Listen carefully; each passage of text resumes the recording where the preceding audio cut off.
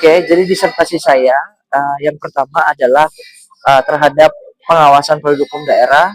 Seharusnya pengawasan produk hukum daerah itu bersifat kolaboratif dan adaptif dan juga sesuai dengan memperhatikan otonomi daerah yang mana sudah diberikan dari Undang-Undang Pasal 18 Undang-Undang Dasar 1945 dan juga Undang-Undang 23 yang menjadi pedoman dari penyelenggaraan pemerintah daerah, sehingga pengawasan produk hukum daerah harus dikembalikan kepada marwah otonomi daerah yang berkeadilan secara substantif dan juga untuk mewujudkan kesejahteraan masyarakat.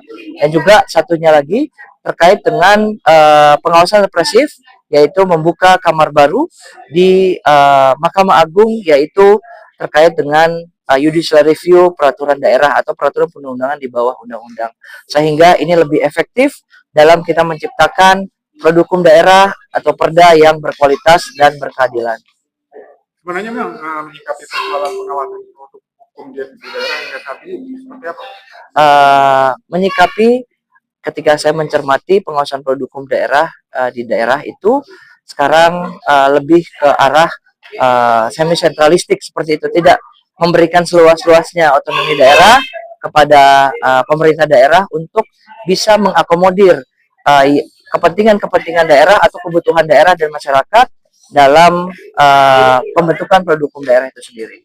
Hanya Bang, yang produk hukum yang berkualitas dan berkeadilan itu seperti apa? Nah, produk hukum yang berkualitas itu dari perspektif formil dan material. Formilnya adalah terkait dengan prosedur atau mekanisme pembentukan produk hukum daerah, yaitu bagaimana pemerintah daerah menjalankan atau membentuk peraturan daerah itu sesuai dengan prosedur dan mekanisme yang sudah tertuang dalam ketentuan peraturan perundang-undangan.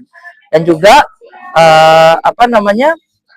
juga produk hukum daerah itu bisa lebih berkeadilan.